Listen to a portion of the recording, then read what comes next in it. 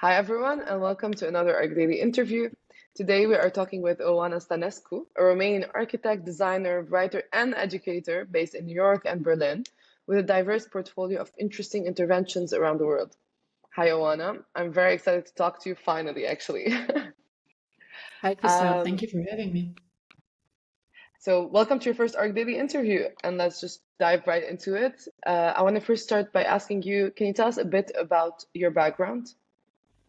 I describe myself as a Romanian architect, born and bred in Romania, also studied architecture in Romania, and then got a second education, so to speak, by working in a bunch of offices throughout the world, and using it both as an architecture as a passport to travel and kind of see the world, but of course to learn directly through practice. And then around I don't want to count the years, but eventually kind of settled back in New York and now unsettled again between New York and Europe a little bit more. So you are based in New York and Berlin, and your projects are mostly in North America and Europe. How different is it to work on both continents? Currently, yes, the projects are between North America and Europe before they were, or Eastern Europe, before they were also in Asia, actually quite a bit. Mm. But I really appreciate the perspective of the different sides of the Atlantic. I feel when I'm in Europe, I'm defending the US, and when I'm in the US, I'm defending the Europe. Um, it's I do really appreciate having the different perspectives because there's different possibilities on both ends. There's different ways, of course, of let's say if we're thinking of public space, it's different ways of inhabiting public space, of thinking of public space, of the question of what public is. But that applies really to any aspect of let's say, social, cultural sides of architecture today. You really feel different discourses and different ways of looking at the world. So I find that extremely helpful to have the different sides and the different perspective. It's very refreshing to that end, to constantly be reminded that actually there is a way of doing things, of thinking about things. And, through that comes up the question of what can one side learn from the other and vice versa. So going back a bit to your upbringing, how do you feel like your childhood in Romania influenced your architecture perception? That's always a question that's quite hard for me to answer because I feel we Mm. are made up of so many experiences that it's quite hard to know what to put where. And that's growing up in Romania is actually, spent half my life there. It's more than a little bit more than growing up. I do think Romania is this weird place between the East and the West. It's neither nor, and constantly reminded Mm. that it's neither nor. And so um, it was important to me. I realized it was important for me to leave or to gather experiences across the world, to have some distance from it too. Mm. But really, I really learned to appreciate it and to really appreciate the education that I had there, but the upbringing and the people and the way of life there. And I still think there's incredible potential in a place like Romania, in a place that isn't quite as fully, I don't want to say gentrified, as developed, in a way, a place that where things are still a little bit more in flux. But also it being a very kind of strange place where every single empire you can think of has been over us, and it has its own regional influences, and it's a peculiar little place. And I really got to appreciate the more I stayed away, or the further away I got to learn about it more indirectly, and to really appreciate it. And I think that ties also to the time that we grew up. It started, of course, communism first, then the revolution, then post-communist years. You kind of experience early on what it means to see um, well, I was going to say a democracy form, but really kind of just Mm. changes at very fundamental systems. That means, overnight you don't have a system or a structure in place. It's a bit of a no man's land, and the experiments that come from that, or the possibilities that come from that, I think it's very hard. You also learn a lot about how much time it takes for people to adapt to such changes. But it's definitely yeah, I think it's still very much a big part of me. And after that, you went on to work for big offices around the world before you started your own venture from Sana in Tokyo to Exoc et de Meuron in Basel. How did your experience shape your approach today? Your experiences from like working around the world, basically. Well, when I started the first office, it was OMA, which then became Rex in New York. Mm, I mean, I just couldn't believe that I got into an office like that, because it's always hard. It's a bit hard to explain. I always say the internet wasn't at the time quite what it is today, meaning you had less access to information. And to me, the idea that an office would hire just based on mm, portfolio was inconceivable, or that it would hire students.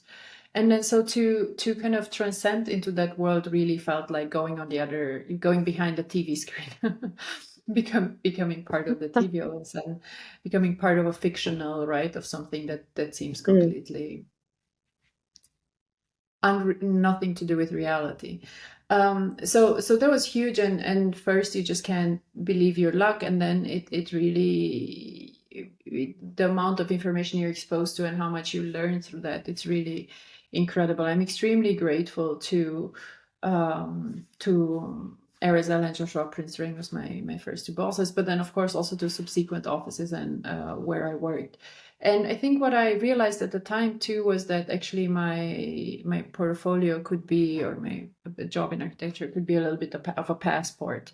So I would always be seeking a place that I was interested in visiting and mm. and and seeing or experiencing, and an office and whose work I was really fascinated by. And that's how I worked in several places across the world. And it was actually in many ways the best of educations, because one, I think architecture, it's quite hard to simulate in let's say in academia or in schools, because it's at the mercy of many external factors, right? So it's easy to Yeah. have great ideas and to draw them up, but from there to a project becoming reality, not only does it take a long time, but it also depends on client, on the economy, on a contractor, on random circumstances, so on and so forth. So being directly in the field and gaining that knowledge through real-time experiences at these incredible offices on different continents on the world was really A learning I feel I experience. feel I feel incredibly lucky for having been able Mm, to have those experiences, because one of my, architecture is spatial, and today today anyway we're so extremely tied to images. But being able to physically experience these different cultures, these different environments, and then through that also physically experience how people think differently about architecture, how they conceive about architecture differently, how they talk about it or don't talk about it differently. I mean, it was an incredible experience, an incredible learning curve. You mentioned actually architecture education, and you are very much involved in the academic world, and you teach at several universities. So I want to ask you, how do you see how do you perceive the evolution of architectural studies, and what do you focus on mostly with students? I love teaching because I love the students, but I also love the conversations. And I feel Mm, you can have conversations in schools that are sometimes harder to be had in the professional world, because architecture is quite, let's say, power adjacent. So in academia, you can afford certain types of studies and researches that are just a little bit harder in private practice, but it also gives you a bit of a different angle and an incredible group of young practitioners. But in the same time, I feel, I mean, as I said, I love teaching, but I also think I don't know that I always have a hard time with the notion of a professor. I feel we're all kind of sitting there together and trying to figure things out, right? You're looking at a complex problem and are yeah. trying to work it out together. So I have fundamental trust in the students, and the whole premise of the work is not so much that I tell them how to do something, but that I try to kind of help them there start so that they start running on their own, right? I'm more of a bit of a instigator, if anything, or coach of sorts. That being said, I do feel academia, like the profession too, is really at a moment of crossroads. In many ways, it has been. So academia is always extremely slow to change, which is a good thing, but it should also be way more. It should be the place where experimentation should be at the forefront, where you should really be able to tackle some of these changes that we're experiencing societally and culturally right now, and really try to push the boundaries of and the limitations and the challenges and the issues that our profession is facing. I think, unfortunately, like we witnessed after the pandemic, that's not always happening. Quite often, academia is doubling down and being conservative, instead of really trying to fundamentally engage with some of the things around it. I mean, simple things, right? Like architecture is always celebrated as or discussed as being interdisciplinary. And it is by default, it's probably one of the most interdisciplinary or multidisciplinary fields. You cannot do an architecture just with architects. Yet, that so-called interdisciplinary doesn't really, or rarely happen in academic settings. And usually it's more so, let's say structural engineer, mechanical engineer being brought here and there. But more often than not, we're still just architects talking to other architects. It's very frustrating and very unproductive. I mean, how many people do you need to tell you the same thing? And I find the issues that we're facing these days, no single profession can solve them by themselves. So if you're still insisting in the academic setting, which from my perspective should be the most open in terms of allowing the limits of this hyper specialization to be challenged, then it's going to be even harder once you step outside of the academia, where things are a lot more fraught. So I feel there's a lot of low-hanging fruit, actually, in terms of how schools can really speak to our times, but not always a lot of will. And maybe it's a generational clash, and really I feel generations are not defined by age, but by a spirit. So I feel there's, as always in academia, also a lot of reluctance to really speak to our times and really, even just listen to the students and ask them what's on their mind and what do they need in these times. Because I feel if we learned anything in the pandemic too, is no one can really tell you, can make you any promises. No one can really make any guarantees for a specific tomorrow. And this idea of a 50-year career that you go and work in an office. And it's hard to imagine that, to think of the future in those terms when the future is so questioned. The idea of the future is so heavily questioned and intangible, I think, to today's generation. That's very, I would say, on point. Speaking of collaboration and exactly multidisciplinary, your portfolio is very diverse, including projects of various scales, functions, and different collaborative efforts also. What is the shared conceptual approach behind all these interventions? I oftentimes feel my job is to do the work or do the projects or work in these things, but not necessarily to do the discourse on them too. So sometimes I think it's like maybe exactly. Maybe that's for someone else to tell. It's hard to tell. I oftentimes am being confronted, or you're being asked as an architect, do you do residential or do you do cultural public? And the way I can best speak to it, I'm less interested in narrowing it down from that perspective. I want to be able to stay flexible and play and really follow, let's say, things that are happening around me. But what I always seek is, or the part that is most important to me, is really who the conversation partner is. And so who do you sit with at the table? Because if there's mutual respect there and understanding, if you're on the same wavelength, if you can just vibe together, then you really can go anywhere. Then it doesn't really matter so much, whether the output is an album or a stage set or a book or something else. My interest also peaks by being able to look into other professions or look into other fields or creative fields. And if I learned anything throughout these years, was that I didn't have an artistic education, so really, I still feel very much that my professional activity is still is a learning curve, and so a lot of these projects or collaborations are also a way of learning, and you really discover that the way an album is being made, to me, is no, or a book is being written, is no different in terms of process than making a building. Right, you have to start somewhere, and the first iteration is not going to be great, and the first sentence is always going to sound weird, and the first paragraph is always going to be chunky, but then you have to write it again and edit and write again, or you have to redo the song and redo the song and redo the song, and we have to keep redoing models and re-looking at it. And so it's a constant process of making and editing and making and editing and making and editing. And so to me, the similarities are there, and therefore they don't need to stop or start with the building, right?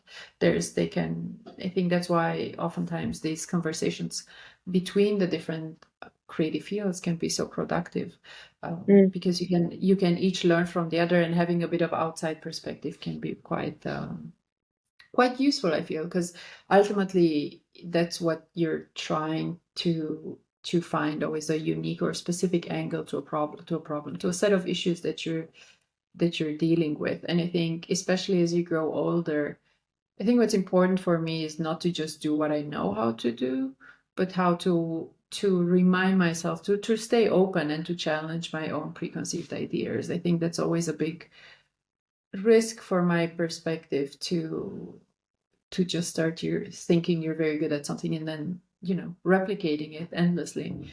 And there's certainly good things that can come from that, things that we can learn from experience. But I think it's crucial in the same time to speak to the specificity of each context, issue, problem, and our times, of course. Very interesting how you see architecture as like also doing music, because whatever you're creating in either one of those fields, you're creating, if it's spaces or if it's like a song or whatever, but you're always generating emotions, you know? So it's either spaces that are generating emotions or songs that are generating emotions. So it's a very similar outcome. Yeah, interesting. Um, I didn't think about it in those terms, but I think that's there can be exactly a what lot you said. to it. So you did a lot of collaboration with the fashion and the music industry. How did you get into that initially? I'm very interested to know that. And how was your experience? Um, how did I get into it? I mean, it happened by, I mean, accident, as many of these Mm, things happen just through a project. I mean, a lot of people in that world do need right architecture projects. At the time, I was at OMA, and Kanye was shooting a film with 7 cameras, which was to be shown in Cannes, which needed a pavilion. So, but in order to screen a movie that shot with 7 cameras, he wanted it screened on 7 screens. So you need to identify the location of the physical space, the location of the projectors, in order to define the location of the physical cameras. So in a way, you almost needed the architecture simultaneously, if not before mm, the actual shooting of the movie could begin. And it was a fairly small project for an office of that size, and in a way it fell in my lap, and I had a small team there to work with, and that's how our collaboration started at the time. But it was an incredible, fun project to work on, and again, fairly small in scale, but because of the technical complexities and the time limitations, it was quite extreme. We only had like mm. 2 months for all of this to happen, and for it to be shown, in Cannes. Yeah, so that's in a way how it started, and how my experience has been. I mean, again, I love working across different fields and picking Disciplines? in different worlds. So especially like this, understanding how the space itself can define how the movie is shot is Mm, is is really awesome, because then architecture plays a bigger role than maybe in other settings. But I oftentimes think of, well, both myself, I think, is service of, let's say, other disciplines maybe, but architecture in service of people. So mm, for architecture to do its thing, I feel it can't be just about itself. it needs to you need to have an understanding of program, of what people will use it for, what does it need to do for whom. And so I know how to think of architecture, but in order to make the most of an architecture, I want to have a very good understanding of the user of the architecture, of the people who ask for it, right? Because only when I understand what a musician, what a fashion designer, what a creator is about, can I be able to really bring the space to the level to which the other art forms are. So I see it really, it's a little bit like an orchestra, right? In which everyone does their job and things have to come together as a result of that conversational collaboration. At least that's what interests me, and that's how I like to think about architecture. And But this plus applies to, yeah. sorry, go ahead.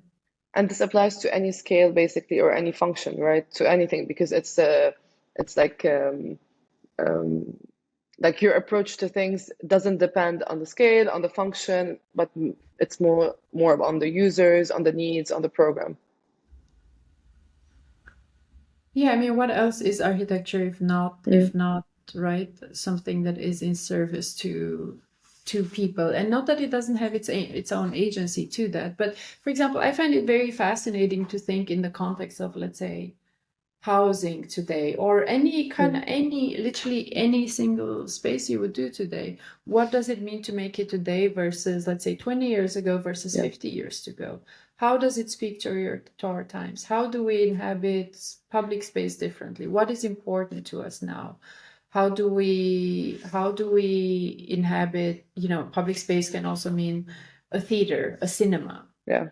What are the needs that we have? And some of them are purely technical, some of them are environmental, mechanical, but a lot of them, and the crucial ones, are social cultural. So it's always very fascinating to me to think of, yes, we've been doing buildings for many years, but what are the ingredients of today? What are the things that we're speaking to today? Keeping in mind that we're living in a today that's very rapidly shifting, and that a building that you're making today will be there for 50 years, if not longer. So you have this very interesting thing, because we're now confronted with, of course, we're trying to reuse a lot of existing buildings, but that seems slightly inadequate, right? Or some maybe buildings are more inadequate than others. We see that a lot in housing, where we inhabit not apartment buildings, but houses or homes quite differently than how they were conceived. Maybe they were conceived for a single family, and now you have different kind of families living in them, or split into apartments, or so on and so forth. So I think those small differences actually is what makes me very excited about this specific moment in time, and how we can honor it, but how we can also provide for a future that maybe is addressing some of these things that are on our mind these days. You mentioned a lot public spaces in our conversation, so I think we should talk about Plus Pool, and about the nonprofit that you also created, Friends of Plus Pool. So how did that vision of that swimming pool project come to life, like this floating cross-shaped pool in New York? Yeah, so the project is really let's say the nonprofit Friends of Plus Pool is really at the heart of an entire collective, and it started with 4 of us. We were at the time family in New York, and the office of PlayLab. And I mean, it's actually interesting to talk about it, because it started such a long time ago. But it really just it was the result, I think, of several factors. One of them being the post-financial crisis years, and sort of trying to also just think of how we were also young, and we're also just thinking of how can we speak to wider issues, how can architecture function differently than what we had seen in the years before the financial crisis. But then directly when it comes to the design, it's one of those rare projects where the initial sketch or the initial rendering really stay true all the way to today, which is, and it really was, on the one hand, it was just a silly idea of a plus-shaped pool, which doesn't seem to be making sense. But really, the idea comes from the simple fact that New York is just horribly hot in summer, and you tend to forget you're surrounded by water. And I think New Yorkers tend to treat, or used to treat, the water as a gap between boroughs rather than a space that can be claimed or should be claimed. When in fact the city has a very rich history of a social scene, very important social scene along the riverfront. But this is an issue that many cities across the world are facing. The world's largest cities are all on the waterfronts and have some very similar issues of pollution and not really having safe access to their waterways. And I think especially with the current rising temperatures, we feel a lot of need and pressure to, or just need to really claim that space back. Do you have any updates on that project now? Like what is happening in New York in terms of these floating swimming pools? Yeah, of course. We're actually in a very exciting moment where the city, well, okay, we were awarded an RFEI, Yeah. I believe last year, if I'm not mistaken, which was already a huge success, but now even more so. I think one of our main goals was always to ultimately make sure more people, city at large, has bigger access to the waterfront. And now the city is in the process of revising its regulations around waterfront access. Typically in a city you can, or in the case of New York, the regulation really affords either to be swimming in a pool, which means chlorinated water, or in what is called a swimmable beach. So that means you need to have acres and acres of water. But of course, what we wanted is really just something that's simple, that enables a safe, filtered a way of swimming in filtered river water, just safe, so not be carried away by currents. But we don't want it to be chlorinated or really introduce further chemicals in the river. So through that, the city is now revising its code and allowing for a different way of thinking about access and swimming in the river surrounding the city. And I think we see it as a huge success, because that will enable a lot more waterfront public space to become accessible to the public at large, which is crucial. The pool was never about the pool itself as much as it was about a larger degree of population across the city having access to water in safe way. Nice, very interesting. You have a couple of under construction projects. Can you tell us a bit about them? I know there's the bridge in Yeah, Romania, some projects the in bridge in Canada. Romania. Yeah, I just finished a small installation a month ago or so in Spain, in Logroño. It was just a small temporary installation that was called Fresa, which was an ode to the agricultural workers across Europe. And it was a small chapel-like space that we worked with some local manufacturers, and I'm really very grateful for the effort they did in it. I'm very happy with the result. It's a really beautiful yearly architecture festival they have in Concentrico. Logroño. So it's been a huge pleasure to work with Javier. Yeah, it's always fun in architecture because people ask you, what are you working on? And this is one of those projects that for many years I will be saying, still working on I'm it. working. But it's a project that started as my thesis project, and then because it's a small city, it kind of stayed in the local mythology. And as of a few years ago, it became a real project. We now receive funding from the European Union, and we're in the process of finalizing the construction drawings in the next month, actually. And then from there, going into construction within a year. So it's a project that is basically reusing an existing industrial infrastructure and making it publicly accessible, allowing an entire new way of navigating the city, connecting and integrating the natural environment of the city within its, let's say, circulation. And in addition to that, we are also building and extending a pretty long bike path bike path and pedestrian routes, including 8 footbridges. So from an industrial infrastructure that's half a kilometer long, we ended up adding 8 more footbridges to it. So it's a pretty incredible and extensive project, but a lot of fun because all these projects are so much anchored in the structure. We're working with Werner Saubeck, based here in Germany, and have an incredible team with Bogdan Demetrescu back in Romania. So it's a very fun and very interesting project that will take a lot of time, but will also fundamentally change how that small city will function. So I'm very excited about that. And the other end of the spectrum, then the installation in Spain. And then working on a house in Canada that we're going to be wrapping construction in before the end of the year. It's been an incredible project. I'm very grateful for the client, the family that we're doing it for. And it's always interesting because, of course, these things take time, but then it's also a project that's very much anchored in nature. So I think before we're going to show it in any way, we'd really like nature to kind of adopt or envelop the house and really see it throughout the seasons and kind of see how it develops a little bit. But that's been really a special, very special project, very close to my heart. But in addition to that, working on a couple of books, hoping to share some of the work that we've done at MIT with the studio Blueprints of Justice with Nora Herder from the Stanford Legal Design Lab, as well as, I don't know if it's official or if we can make it official or not, but I'm in conversation about curating a small biennale, architecture biennale. So we'll see how that comes together too. Well, good luck for that.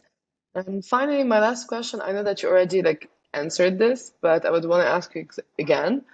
What is architecture for you, and how do you imagine its future? I will start with the future because I do think the profession has been in a bit of a rut for a long time, and the focus has been in all Yeah. the wrong places. And I do think that if we really want to keep up with our times, if we do not want to just, if we want to stay relevant in any way, um, there's a lot of room for that, but one is to really adapt with our times and Mm. really change the way we work and really be more focused around cities, working for governments, working on public infrastructure, crucially, as opposed to the let's say hyper celebration of the private. So I think there's a lot of room there. It's just a matter of our desire as architects to really evolve and speak to that, because I think too often we've been in architecture has been an echo chamber that seemed quite surprisingly removed from the realities of the architectural needs of the world at large. As to what it is for me, I never know how to answer that question. I think partially because I never think about it in those terms. I'm a very strong believer in the possibilities of physical space and the need for physical spaces, collective ones as well as private ones, right? And of course, I'm a very strong believer in those things. But personally, I think also as architecture that has room to speak to, well, I think architecture is never the can never solve many of the issues that we're dealing with today, let's say Yeah. social issues, right, or cultural issues, but it is complicit to them. Mm. And I think if we understand that complicity and we understand that by itself a beautiful building won't solve the world problems, I think in understanding its limitation, it's where you see the power of architecture and where you see its role. And only when we're humble enough to kind of see that, it's not just about itself, but it is a tiny part of larger issue. Only in that moment do I think can we really, as a profession, really speak to our times and really face some of these important problems we're facing today.